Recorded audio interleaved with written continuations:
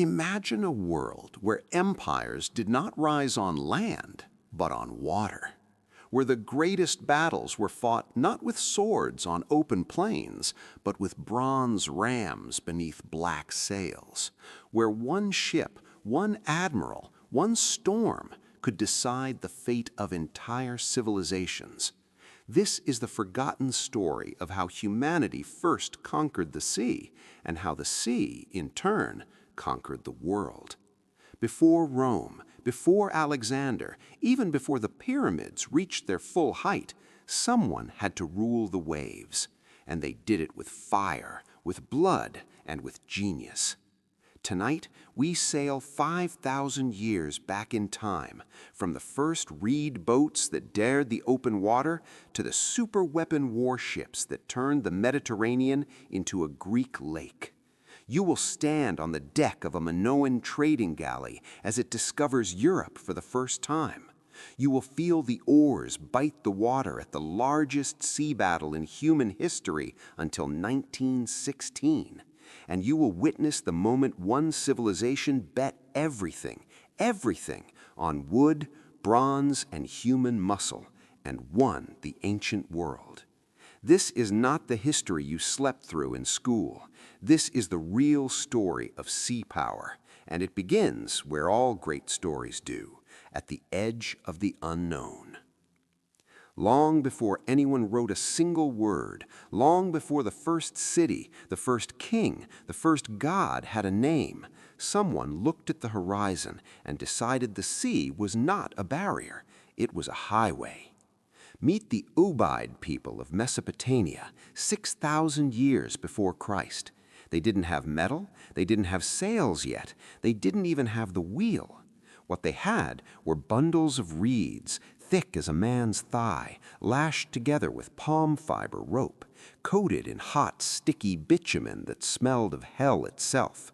And with those crude, stinking boats, some over 12 meters long, they crossed the Persian Gulf when most of humanity still hugged the riverbanks in terror of deep water. They carried black obsidian from the mountains of Armenia, deep blue lapis lazuli from the far-off mines of Afghanistan, and returned with giant sea turtles from the island of Dilmun, modern Bahrain. These were the first true seafarers, the first men who looked at the endless water and said, "This is not the end of the world, this is the beginning." But the real revolution, the spark that would one day ignite empires, happened 500 miles to the west on a tiny wind-swept island in the middle of nowhere, Crete, 7,000 BCE. Here, in the dripping caves of Plakias on the southern coast, archaeologists found something that rewrote history. Stone tools, axes, blades that could only have come from the Greek mainland 40 miles across open sea. 40 miles of black water, 40 miles of storms that could swallow a man whole, 40 miles in the Stone Age. On rafts made of logs and animal skins, in the dark, with no compass, no stars half the year, just courage and the will to reach the other side. And they didn't just survive, they colonized. By 5000 BCE, Neolithic sailors were island-hopping the Aegean like it was a lake. Cyprus, Sardinia, Sicily, even the distant Balearic Islands off Spain, all settled by people who had learned one brutal, unbreakable truth. If you control the boats, you control the future. They called themselves Keftiu. We call them Minoans. And for 1,000 glorious years, from 2700 to 1450 BCE, they ruled the seas without a single war fleet, not one. How?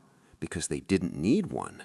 Their ships were floating works of art, long, sleek hulls of cedar from the mountains of Lebanon, oak keel from the forests of Crete, stitched together with linen cord thicker than your wrist, sealed with pine resin that glowed golden in the sun.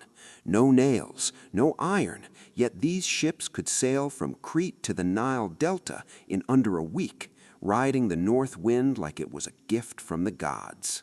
On board, not soldiers, not conquerors, merchants, artists, diplomats, carrying cargoes worth more than gold, saffron that turned cloth the color of sunrise, purple dye milked drop by drop from tens of thousands of sea snails, and the most valuable cargo of all, peaceful influence. At the height of their power, every port from Sicily to Syria paid tribute to the palace of Knossos, not because they were forced at spear point, but because they wanted what only the Minoans could deliver. Pottery so fine you could read through it, jewelry that made Egyptian pharaohs jealous, and the promise, the unspoken promise, that if you stayed on Crete's good side, your ships would sail home safe. In 2018, divers working off the tiny Greek island of Kossos found the oldest shipwreck ever discovered in the Aegean, 2700 BCE. Inside the broken hull, amphorae, wine jars, stamped with the same swirling octopus motif painted on the walls of Knossos 2,000 miles away. Proof, undeniable proof, that Minoan ships were trading and projecting power 1,000 years earlier than anyone had ever dreamed. But paradise doesn't last. Around 1600 BCE, the earth itself turned against them. On the island of Thera, modern Santorini, a volcano woke up, and when it exploded, it didn't just erupt, it annihilated.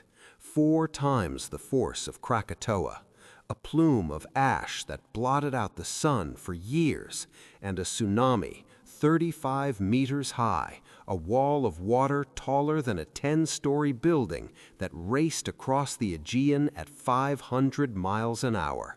It hit Crete at midday. It erased coastal palaces in minutes. It swallowed the entire Minoan fleet, hundreds of ships, in a single afternoon.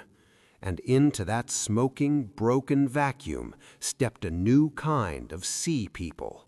They had bronze weapons that flashed like lightning. They had palaces with indoor plumbing and frescoes of bull-leaping athletes. And they were about to invent the warship. The Mycenaeans didn't invent sea power, they weaponized it. Their ships looked peaceful at first glance, long, narrow hulls, 25 to 30 rowers aside, high, curving prows painted with staring eyes to ward off evil. But look closer. At the waterline, just below the surface, a bronze-covered beam jutted forward like a spear. The first purpose-built naval ram, 200 kilograms of solid death, designed for one thing and one thing only, punching a hole below the enemy's waterline and sending them to the bottom before they could scream. This was the predator the Minoans never saw coming. Homer's Iliad mentions 1,186 Greek ships sailing against Troy. For centuries, scholars laughed, a fairy tale. Then archaeologists dug into the sandy harbor of Pylos on the Greek mainland and found stone anchors, bronze fittings, and a port that could berth over 100 war galleys at once. Suddenly, Troy doesn't sound so mythical anymore. These were the first professional navies in human history. Rowers paid in bronze ingots and loaves of barley bread, captains who studied wind patterns like priests read omens, who understood the deadly dance of currents, and who drilled their crews in the most terrifying maneuver of all, the diekplos.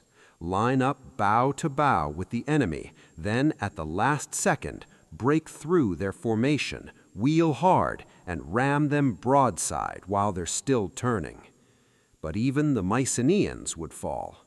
Around 1200 BCE, something terrible happened. Cities burned from Greece to Anatolia. Trade routes collapsed overnight. Writing vanished. We call it the Bronze Age collapse. And when the smoke finally cleared 400 years later, the Mediterranean belonged to a new master. They were the greatest sailors the world had ever seen, and they never fought a single major sea battle. The Phoenicians. City-states of Tyre, Sidon, Byblos, squeezed onto a narrow strip of coast between the mountains and the sea. Population, maybe 200,000. Reach, from the tin mines of distant Britain to the gold coasts of West Africa. Their weapon wasn't the ram, it was the round ship, the gaulos, fat-bellied merchantmen with hulls wider than they were long, capable of carrying 500 tons of cargo, powered by the world's first true bipod mast and braided rigging strong enough to survive Atlantic storms. They discovered Britain for its tin. They founded Carthage, a city that would one day make Rome tremble. And they even sailed around Africa 2,000 years before Vasco da Gama, a voyage so unbelievable that when they returned and told the Greeks the sun was on their right-hand side, Herodotus refused to believe them until he realized that was only possible south of the equator. But the real genius? 22 letters, the alphabet. A gift that would conquer the world more thoroughly than any fleet ever could. When King Solomon needed cedar beams for his temple in Jerusalem, he didn't send his own men into the Lebanese mountains. He wrote a letter to his friend Hiram, king of Tyre, and together they launched a joint fleet to the mysterious land of Ophir, possibly India, returning with gold, ivory, and apes. The first recorded joint naval expedition in history. But empires don't like middlemen, and soon a new power would rise that wanted to own the sea, not just trade on it. For 2,000 years, Egypt looked inland. The Nile was their highway, the desert their wall. The sea? They called it the Great Green, a place of chaos, monsters, and death. Then came the Sea Peoples. No one knows where they came from. Starving refugees fleeing collapsed kingdoms? Ruthless invaders with horned helmets and feathered crowns? What we do know is this. In 1177 BCE, they annihilated the mighty Hittite Empire, burned the rich trading city of Ugarit to the ground, and sailed straight for the greatest prize on earth, Egypt. Pharaoh Ramses III, the last great warrior king, met them at the mouth of the Nile Delta with something Egypt had never fielded before, a navy. These weren't graceful galleys, they were floating fortresses, high sides to protect against ramming, decks packed with archers in bronze-scale armor, and a secret weapon, the grappling iron. Heavy iron hooks on long ropes hurled into enemy rigging, then hauled by teams of sweating Marines until the enemy ship was dragged close enough for boarding. The battle was chaos. Burning ships, screaming warriors with bird-headed prows, Egyptian arrows falling like hail. Ramses himself carved the victory in stone at Medinet Habu. Their ships shattered, their warriors drowned. They were dragged to the shore like fish in a net. Egypt survived, but the Mediterranean would never be the same. By 500 BCE, one empire controlled more coastline than the rest of the world combined, Persia. From the Indus River to the Nile, every harbor flew the Golden Eagle standard. King Darius, and later his son Xerxes, built the largest navy ever seen, 1,200 warships. Phoenician triremes with purple sails, Egyptian grain haulers taller than houses, Ionian Greeks forced to row against their own brothers, and they aimed it all on one tiny peninsula, Greece. The Battle of Leyte, 494 BCE. 600 Greek ships versus 600 Persian, the largest sea battle in history until that point. The Greeks had a new weapon, the trireme, 170 rowers on 3 staggered levels, thighs burning, backs breaking, moving as one perfect machine. Bronze ram weighing 200 kilograms, sharp enough to slice through oak like paper.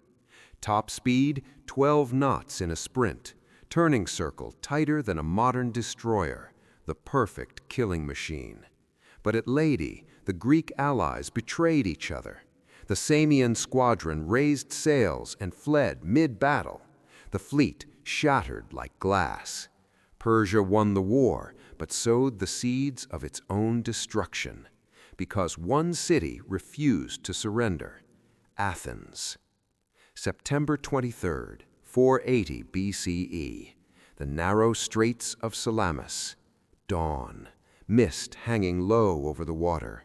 The Persian armada, 800 ships, sails into a trap. The Greek commander, Themistocles, a man so ruthless he once said, "I cannot tune a lyre or play a harp, but I can make a small city into a great one." His plan was simple and diabolical.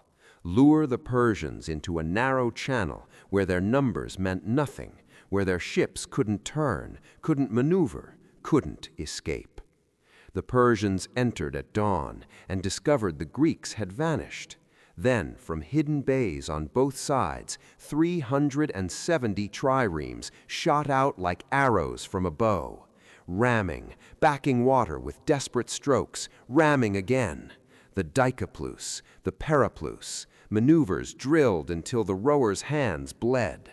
Persian ships couldn't turn, couldn't escape. King Xerxes watched from a golden throne on the hillside as his invincible fleet was torn apart in 6 hours of screaming chaos. By nightfall, over 300 Persian ships lay broken on the rocks or burning on the water. The largest navy in the world destroyed before lunch. In 500 short years, humanity went from reed rafts lashed with rope to machines that could sink an armada before breakfast. From traders who feared the sea to warriors who made the sea fear them. The Minoans taught us the sea could unite. The Phoenicians showed it could enrich. The Greeks proved it could defend freedom itself. Every empire that followed, Rome, Carthage, Athens, Sparta, stood on the decks of the ships you've seen tonight. The story of sea power didn't begin with ironclads or aircraft carriers.